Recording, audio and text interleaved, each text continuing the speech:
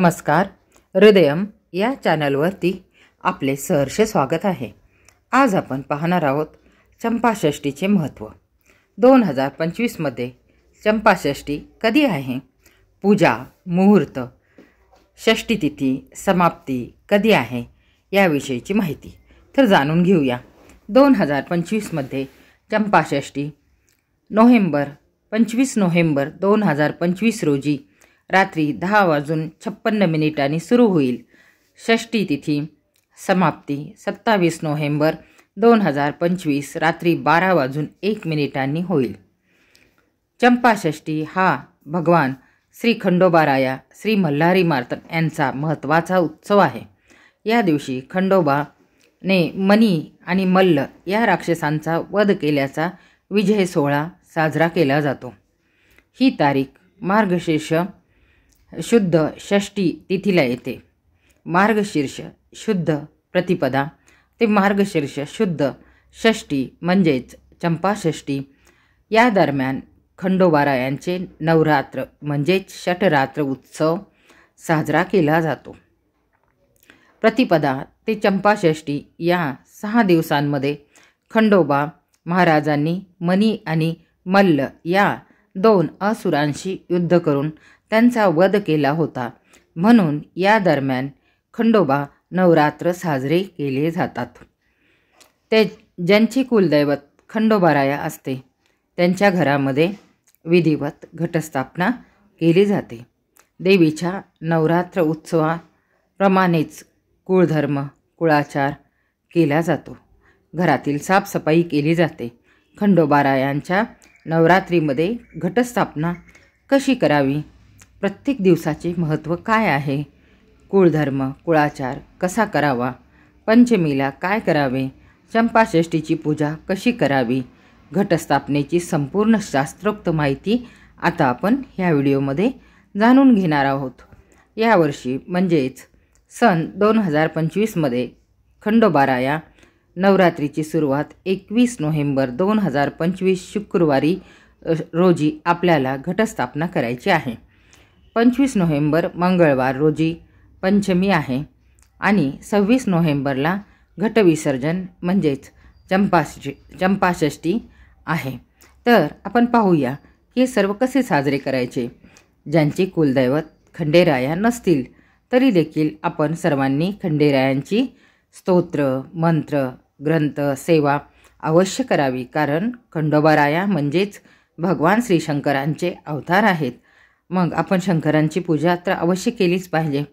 घटस्थापना कशी करावी, घटस्थापना करण्यासाठी आपल्याला कोणते साहित्य लागणार आहे, तर आपल्याला साहित्य लागणार आहे मातीचा कलश, विड्याची पाने, सुपारी, 1 रुपयाचे नाणे, कलशाला बांधायला दोरा अर्थात कलावा, धूप दीप हळदी कुंकू अक्षता गुलाल पंचामृत हे सर्व साहित्य आपण आदल्या दिवशी आणावे. म्हणजे दुसऱ्या दिवशी लवकर घटस्थापना करता येईल. या दिवशी सकाळी लवकर उठून देवघरातील सर्व देवांचे पंचामृताने स्नान घालून पूजा करावी. मग घटस्थापना करावी. घट बसल्यानंतर आपल्याला चंपाषष्ठीपर्यंत देवांना हलवायचे नसते. प्रथम तुपाचा दिवा लावावा. त्याला अक्षतेवर स्थापन करावे. हळदी कुंकू फुले अक्षता व्हावी.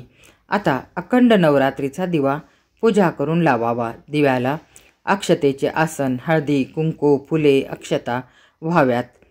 पाट किंवा चौरंगावर पिवळे वस्त्र टाकावे. त्यावर एका टोपलीमध्ये परात किंवा पत्रावळीमध्ये माती घेऊन त्यामध्ये सप्तधान्य मिसळून घालावे. मधोमध पाण्याने भरलेला कलश ठेवावा. त्यात पाणी सुपारी 1 रुपयाचे नाणे हळदी कुंकू फुले व्हावी. अक्षता व्हाव्या. त्यावर 5 नागवेलींची पाने म्हणजेच विड्याची पाने ठेवावी. त्यावर नारळ ठेवावा. या कलशावर खालून वर 5 कुंकवाने उभ्या रेषा ओढाव्यात. कुंकवाने कलशावर स्वास्तिक काढायचे आहे. नारळावरती देखील स्वास्तिक काढा. चौरंगावरती आपल्या डाव्या हाताला अक्षता ठेवून त्यावरती कलश मांडावा. कलशाला हळदी कुंकू लावले. फुले अक्षता वाहून विधिवत घटस्थापना करावी. आता गणपती बाप्पांची पूजा करा. नवरात्र निर्विघ्नपणे पार पडावे असा संकल्प करा. खंडोबारायांच्या टाकाला अभिषेक करून ओम श्री मार्तंड भैरवाय नमः हा मंत्र म्हणा. नागवेलीच्या जोडपानावर कुंकवाने स्वस्तिक काढावे. त्यावर खंडोबारायांचे टाक ठेवावे. त्यावर हळदी कुंकू वाहून त्यांची पूजा करावी. खंडोबारायांचे टाक झोपलेल्या अवस्थेमध्ये ठेवावे. बऱ्याच ठिकाणी नारळ किंवा नागवेलीची पाने घेतली जात नाही, लावली जात नाही. एखादी वाटी किंवा थाळीमध्ये भंडारा घेऊन त्यात खंडेरायांचे टाक ठेवला जातो. आपल्याला आपल्या कुळाचाराप्रमाणे घरातील वयोवृद्ध व्यक्तींची मदत घेऊन घटस्थापना केली तर फार उत्तम होईल. त्यांना देखील आनंद होईल. घटाच्या डाव्या बाजूला नागवेलीची 2 पाने घ्यावी. त्यावर अक्षता ठेवून सुपारी ठेवावी. ही सुपारी म्हणजे म्हाळसादेवींचे रूप असणार आहे. आणि दुसरी सुपारी उजव्या बाजूला स्थापन करून बानुदेवींची पूजा करावी. दोन्ही देवींची शास्त्रोक्त पद्धतीने हळदी कुंकू फुले अक्षता वाहून पूजा करावी. शंख व घंटेचे देखील पूजन करावे. उजव्या हाताला शंख, डाव्या बाजूला घंटी ठेवावी. त्यांना हळदी कुंकू फुले अक्षता व्हाव्यात. तुमच्याकडे मल्हारी सप्तशती ग्रंथ असेल तर त्याची पूजा करावी. पहिल्या दिवशी घटाला नागवेलीची 5 पाने घेऊन माळ घालावी. त्यानंतर 6 दिवस घटाला पिवळ्या रंगाच्या फुलांची माळ घालावी. अशी आपण घटांची सेवा करू शकतो. दररोज विधिवत पूजा आरती करावी. गणपती बाप्पांची श्रीशंकरांची आरती करावी. उपवास करावा. नवरात्रीप्रमाणे फराळ करू शकता. देवांना नैवेद्य दाखवावा. आपल्या घरातील मुलामुलींची लग्नकार्य व्यवस्थित पार पडावी. घरातील अडीअडचणी संकटे दूर व्हावीत. आर्थिक प्रगती व्हावी.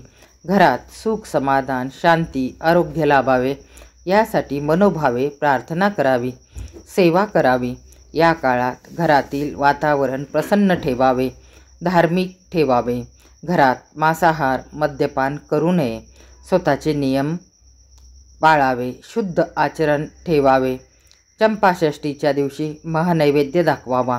वांगे षष्ठीच्या दिवशी म्हणजे चंपाषष्ठीला पुरणपोळीचा नैवेद्य दाखवा व त्याचबरोबर वांग्याचे भरीत बाजरीचा रोडगा नैवेद्य दाखवायची परंपरा आहे. हा नैवेद्य दाखवून आपल्याला घटविसर्जन करावयाचे आहे. चंपाषष्ठीच्या दिवशी आरती करताना आरतीसाठी कणकेचे दिवे बनवावे.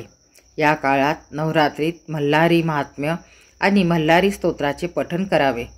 यामुळे खंडेराया प्रसन्न होतात. आपल्या मनोकामना इच्छा पूर्ण करतात. आशीर्वाद देतात. कुळधर्म कुळाचार करत असताना महत्त्वाचा कुळाचार म्हणजे उपवास. उपवास घरातील कर्ता पुरुष याने करावा. त्याला शक्य नसेल तर घरातील कुल स्त्रीने म्हणजे वयस्कर स्त्रीने करावा. हे शक्य नसेल तर घरातील मोठा मुलगा किंवा त्याच्या पत्नीने हा उपवास करावा. 21 नोव्हेंबर ते 25 नोव्हेंबर आपल्याला उपवास करावा लागेल. चंपाषष्ठी म्हणजे 26 नोव्हेंबरला हा उपवास आपण सोडावा. उठता बसता उपवास देखील काहीजण करतात. अशी ही परंपरा आहे. पंचमीच्या दिवशी काय करावे? 25 नोव्हेंबर 2025 रोजी पंचमी आहे. ही महत्त्वाची तिथी मानली जाते.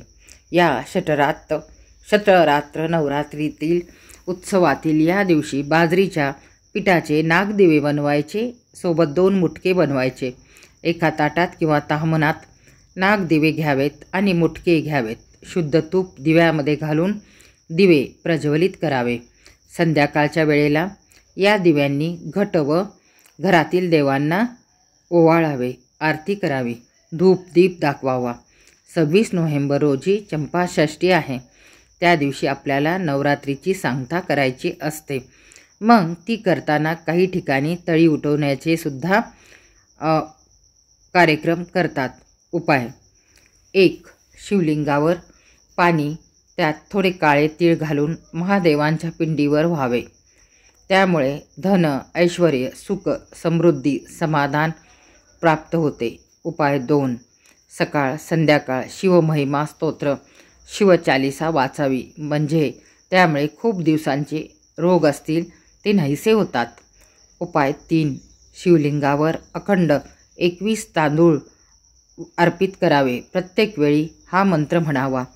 श्री शिवाय नमस्तुभ्यम. आपल्या सर्व मनोकामना पूर्ण होतील. उपाय 4. शिवमंत्र.